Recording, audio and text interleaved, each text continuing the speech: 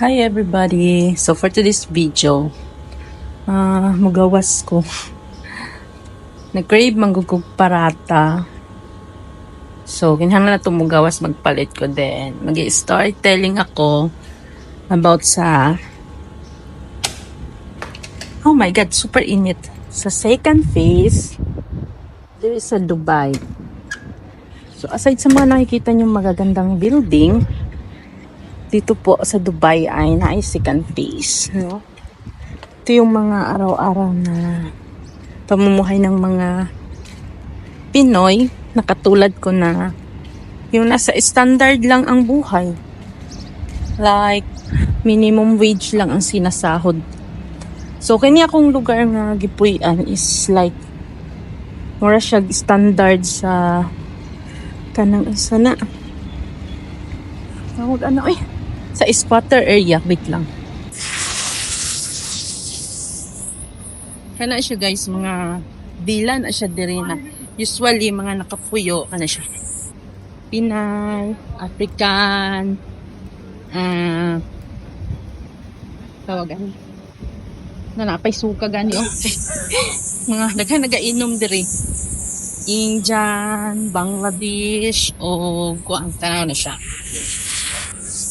Kanang Pakistani. Normal ka na worker di sa Dubai, tara gyud ka magpuyo. Same na ko. Like bed space, partition. So bed space ang pinakabarato diri guys sa Dubai. Around 11,000 siguro siya ang worth na ginabayaran namo sa bed space. Pero doon may mga groceries. So, naday ko sa kuan guys, Japilian na lugar. Hello Kuya, do you have this one parata? Only plain paratha or No, can you put cheese? What cheese you have? cream cheese, crab cheese. Okay. Put. How much? 3 dada. Okay. One. Only one. Only one. cheese paratha. Only cheese paratha.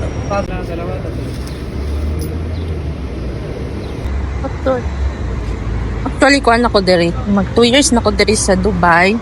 But it's just like it's my parang new beginning na ko ni diri kay gikan mong balay, then na ako sa gawas nakipagsapalaran na no para syempre malahi na pud atong field sa work ba dili lang permanente sa pala. Then ako rin siyang na kuan ba murag akong nakita isang palibot na dili dalim ang kinabuhi sa Dubai. Ngayon na, and here's my parata. Dili dalim ang kinabuhi diri sa Dubai. Samot na sa mga normal lang na worker na same na ko.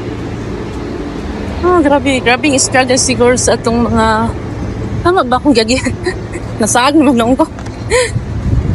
So, siyempre, atong mga kapamilya nga na diri sa Dubai, dili na sila mag-chika na sa ilang kinabuhi. Okay, siyempre, kung nila gusto siguro mag-goal ang atong mga pamilya, kita man ninyo sa mga post, nindot kayo mga lugar, mga ginakaon, siyempre, anak magita basta Pinay no, but the other side, yun, dili yun siya anak ka. Lami ang kinabuhi diri sa Dubai. And this place na ginapuy anak is makita gid mo. Then one time bitaw ni adtukog kanang balay sa mong kaila. Same gyapon sa mong ginapuy-an. Ano siya kanang villa. But super good. Nakaingon jud ko na grabe. Para lang gid sa pamilya sa Pilipinas mag-antos gyud. Init kayo yawa. Pero syempre naman atong gipangta no. Kwarta so kinahanglan jud mag-antos man ang usay dili po jud nako kasi si ang uban Pinay nga nung unsa mag-uyab-uyab og ibang lahi. Like para na ikatunga sa bayro nun. Kung gamay ra gid kayong income, di jud pwede nga padala pa ka sa Pilipinas, mga gastuhonon pa nimo diri. Di siya pwede. So nakauli na ko. Na nakog balay. Nito oy. Oh my God. Same aning balay na mo. Kanang karaan, magiging siyang balay.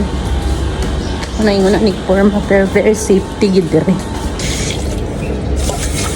Walang ako, thankful rajud kay kuan mong bilang ang gipuy-an. Kini mo wala mong bilang nga gipuy-an kuan siya. Kanang lokal lang tag-iya ba sa DJ, so dili na mo problema kanang gikan sa trabaho basta nga wala na mong gamit na nasa gawa kay gibaladiya na. So kini siya nga bilang karaan na siya, so di ka mag-expect na nindot. Pero ang ako magong ginapan diri is ang safety ug ang kanang dili siya hassle ba, tapos kani manggod siya nga bila bawal ibang lahi, then dili siya crowded na yung gay ko sa akong huyabas long as din may ginapahawa diri rami ambot komportable kay ko diri sa balay, although dili siya as in dutjud kay balay kay karaan man siya, pero ang ambience manggod ug ang imong mga kauban mo yung ginahuna ko na. So more na nang kamudiha nga naitanin niyo kayo kaulit ako na may pamilya diri sa Dubai, igsuon, mama, yan mga mo dili din mga tagan, ayaw kayo mo ka-harsh na ayaw mo kalain, kasakit nila kay bilag sila or kami kay struggle po na sila kay struggle po na silang kinabuhi, like di lalim, promise di lalim mag abroad.